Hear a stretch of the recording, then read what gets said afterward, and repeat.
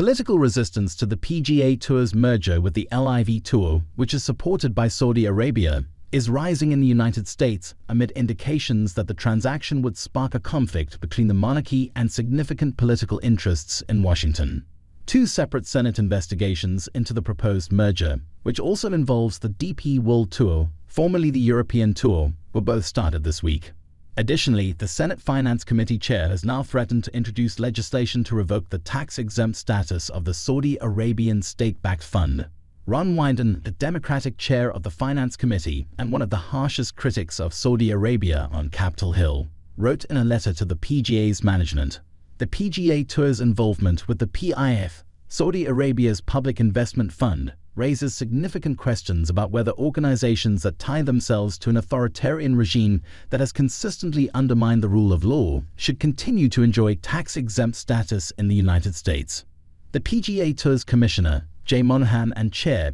Ed Hurley, received the 4-page letter from Wyden demanding specific information about a variety of topics, including the players' right to free speech, the deal's terms and manager compensation, and whether the PIF's potential ownership of U.S. real estate posed a security risk. Senior Democrats like Wyden, Richard Blumenthal, and Chris Murphy of Connecticut, as well as Republicans who had expressed disapproval of the merger, will all oppose it.